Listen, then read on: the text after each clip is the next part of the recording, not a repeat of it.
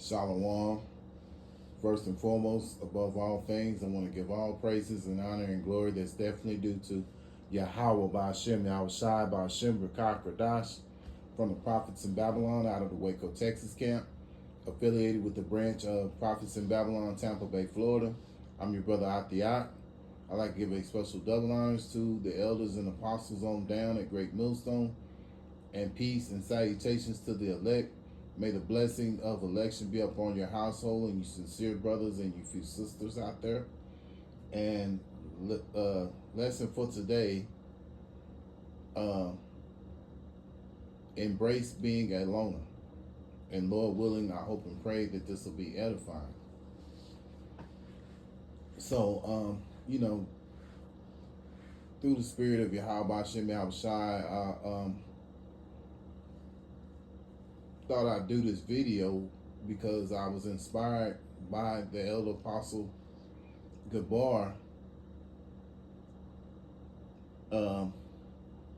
about embracing being a loner. For one, it gives you time to think, reflect. We've been blessed to have this truth and knowledge, and you need time to reflect.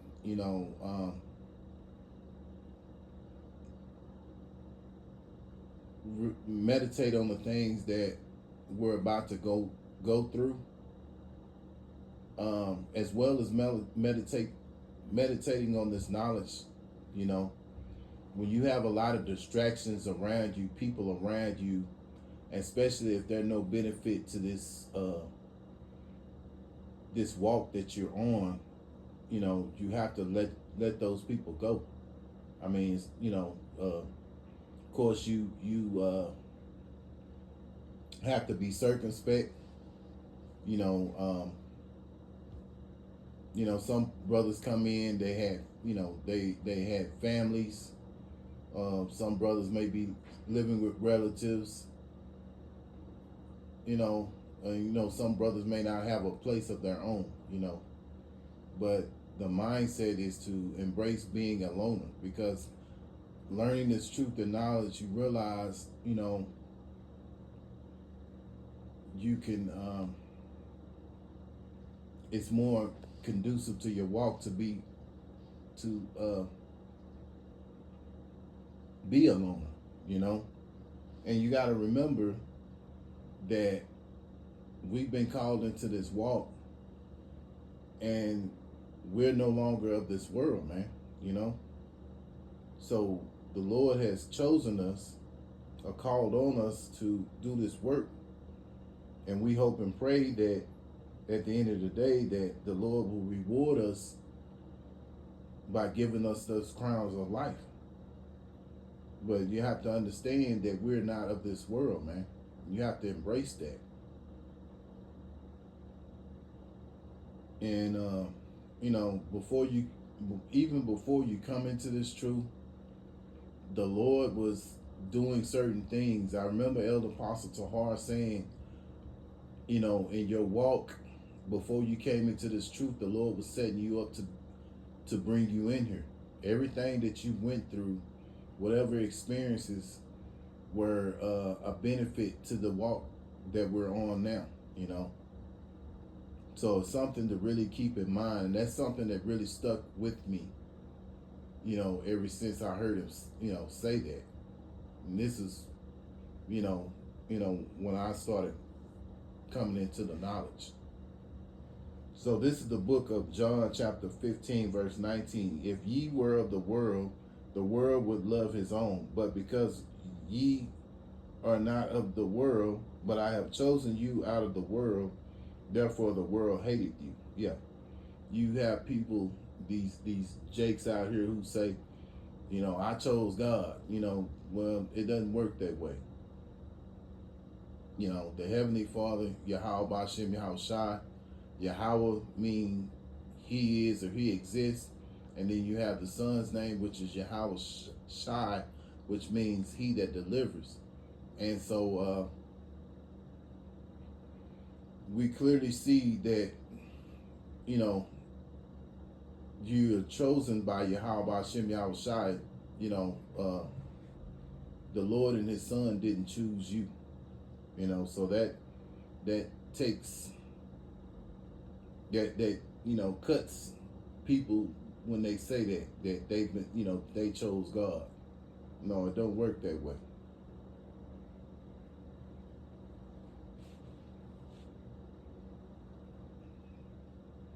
So I'm gonna go to Romans chapter 12 and verse 2. And be not conformed to this world, but be ye transformed by renewing of your mind, that ye may prove what is that good and acceptable and perfect will of Yahweh Hashem Yahushua. Yes, so we don't want to be conformed to this world. These people out here, whether it be your people that you've known over the years, your family, what have you, even maybe your woman, they're conformed to this world. But we're not conformed. We're not supposed to be conformed to this world. The scriptures say, use the world but not abuse it. Be in this world but not of this world. So that's the mindset we want to be in. Coming into this truth and knowledge, we're supposed to be renewing our minds, putting away the things that we have learned, and constantly being transformed in this truth and knowledge. Constantly striving to learn daily. One of the things that struck me that Elder Apostle Kabar said, he's been in this truth for 35 years and he's still learning. He's still growing. And Elder Apostle, he said the same thing about Elder Apostle Tahar, and he's been in it 40 years, that he's still learning, he's still growing. So in this truth and knowledge, brothers that are new or learning, always remember, and that keeps you humble, constantly learning. So brothers that have been in it 40 and 35 years, if they're still learning, how much more with us brothers who are still growing in this truth and knowledge, man.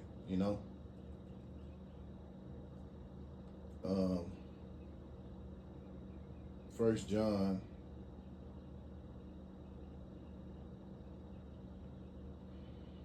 2 and 15.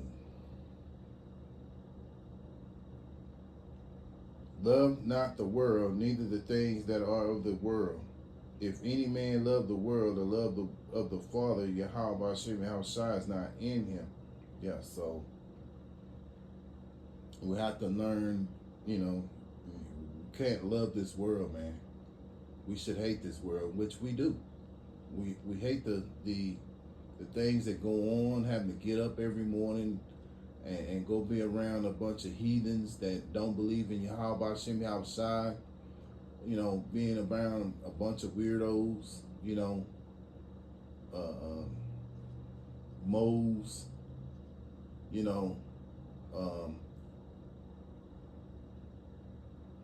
living in an ungodly system, man, being ruled over by, we're in captivity, we're in captivity, debt slaves, so there's no reason for us to love this world, especially when we know that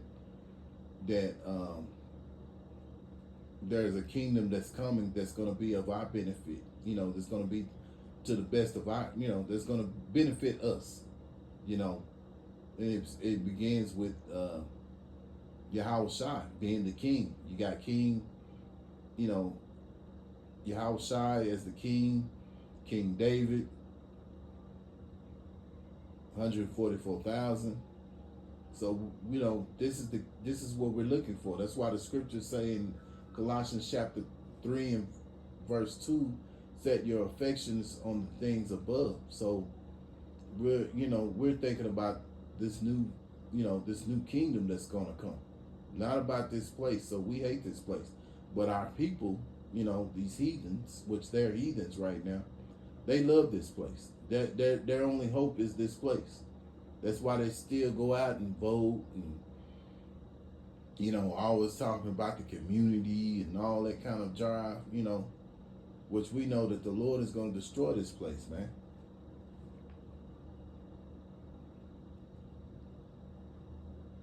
Okay, go to another precept. This is the book of John 17. John 17, and I'll start here in verse 14.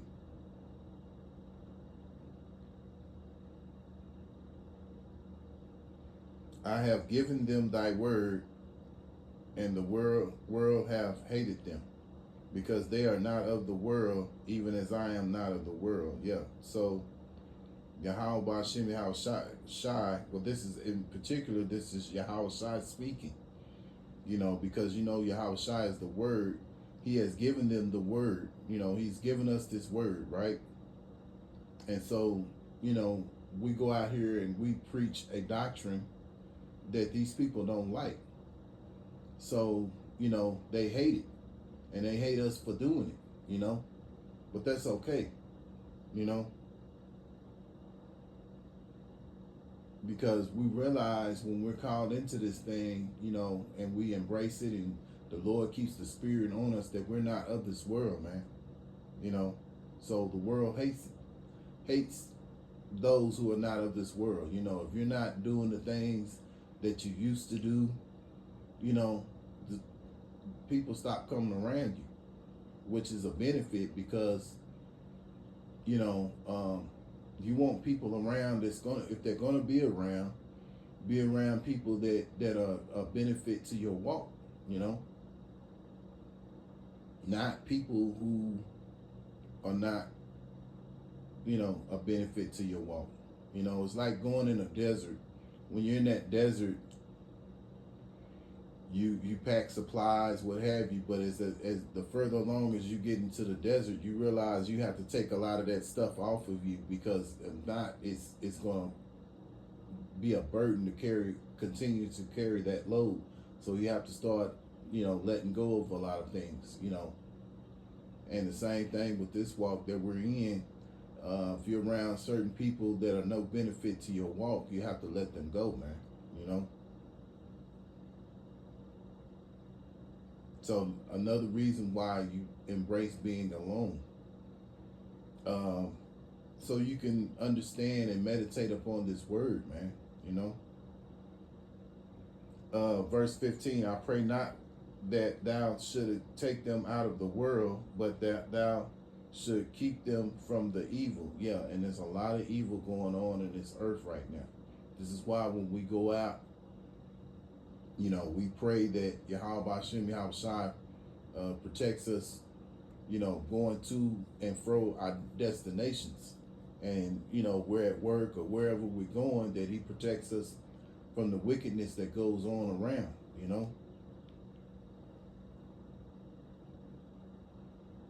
Verse 16, they are not of the world, even as I am not of the world. Yeah, so, again, we're not of the world, so we don't need to be around these people.